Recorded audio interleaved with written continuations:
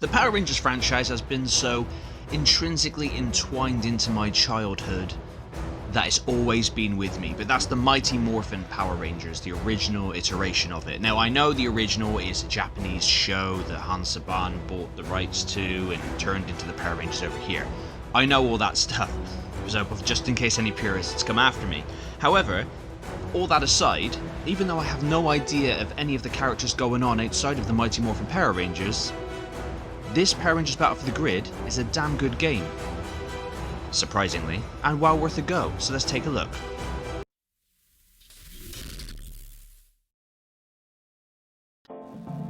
The story of Power Rangers Battle for the Grid, yes, it has a story, quite surprisingly. Apparently patched in post-launch, and then they got original voice actors for the Power Rangers to come on in, which is always awesome.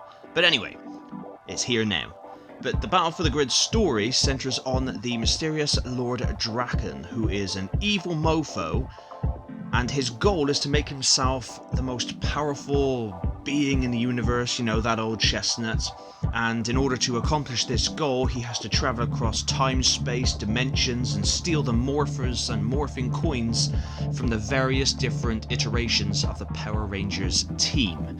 The story is quite lengthy, and during each segment you take control of different characters fighting, which is pretty cool, from Jason to Kimberly to Tommy to Goldar. It's really cool and very varied, and in between is dialogue, again voice acted by the original voice actors, which is always pretty cool. And to be honest,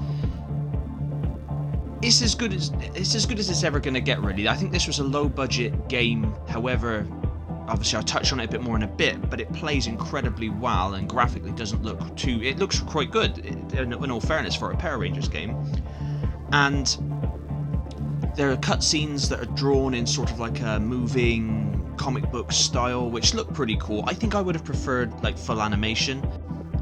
The gameplay of Power Rangers Battle for the Grid is where it truly shines. This is a fighting game that just works. Although it's on the lower budget side, it just works. It plays really well. The blocking is just easy by just, you know, walking away from the enemy. You can pull off an amazing amount of combos using a combination of light and heavy punches and kicks and special moves and ultra special move. You can pull off all kinds of different sort of techniques that's unique to each character. There are 12 playable characters in the base game and 9 included in 3 season passes, which does suck a bit of balls. You know, gone are the days where you could just unlock new characters. But that being said, here you have a game that plays incredibly well. It runs almost perfectly, I'd say, on both Switch and PlayStation 4, which is what I have it on. There's an arcade mode that you can complete the arcade mode with each character, and you unlock a banner basically to show off that you say you've done it. You also unlock banners by accomplishing other feats in the game, such as my banner right now is winning an online battle without being touched. You know, that's a small brag. I mean, I was probably fighting a 2-year-old, but he had it coming. You know, he went on the game. He went up against me. I was like, bro, don't at me. Bosh. But anyway, enough about my heroic feats. Yeah, and where was I? Lost my complete train of thought. 12 playable characters, a load of different stages with animated backgrounds, which looks really cool. You have some Megazords fighting in the background. You can also summon your Megazord as a meter grows up. It grows as you play and as you're taking damage. And then you can call it in, and you can pick, I think it's up to 5 Megazords, and you can have, as long as you got to hit the attack button though, they won't just auto attack, so as you're pressing the punch button it will attack as well. It can be easily blocked, but I'm going to come up with a tips video for you guys because I see a lot of people making mistakes, which is an absolute shame.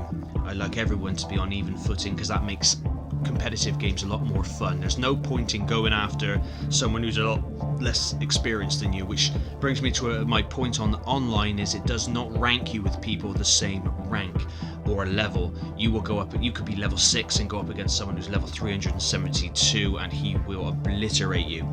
That's a shame. Also, there is a connection issue that happens occasionally. It's a connection error 104. It will just disconnect you for no, your internet could be absolutely perfect and it would just disconnect you, and I think it gives you a loss and the enemy a win, which is a shame. Of course, on the plus side of that, if you're absolutely pounding on someone and they rage quit, you get the win. It doesn't just disconnect like it does in Dragon Ball FighterZ. Apart from that, the main highlight of this game, I think is the first fighting game that is cross-platform, by which I mean no matter which version of the game you've got, you having an N-Power account, you can continue playing on whatever. So I can rock up on ranked on PlayStation 4, get my rank up, then I can just hop onto my Switch, go portable, and carry on my progress. Also, by doing the arcade mode and the story mode on the Switch version, will also unlock the stuff for my PlayStation 4 version, which is absolutely amazing. That's the way to go. That is the way forward for gaming, especially fighting games. As I've got Dragon Ball FighterZ and I've platinumed the PlayStation 4 version, but I've uninstalled it and put it away because I just think it's a little bit broken right now. That's just me, my opinion. But yeah, Power Rangers Battle for the Grid is definitely one of the most fun fighting games out there at the moment.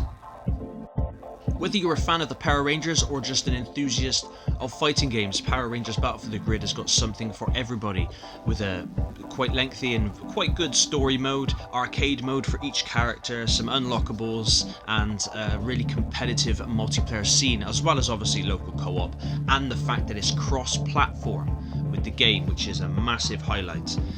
Power Rangers Battle for the Grid easily gets an 8 out of 10 from me. It would have gotten a 9, maybe a 10, if that connection issue wasn't a problem. They just need to sort that out. It can get annoying, but like I said, it happens occasionally. Don't let that put you off.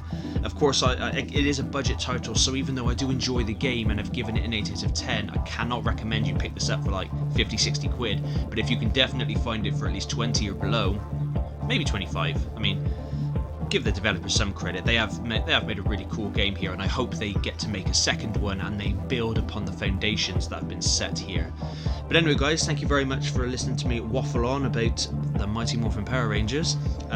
Please like, comment, subscribe, follow, share, do whatever you wish to do. Anything you do helps me at all. I don't mind even if you press the like button. I mean, I'll probably curl up and cry in the fetal position in the shower, but I mean, I like a good cry every now and again. But thank you guys very much for watching, and I'll see you next time.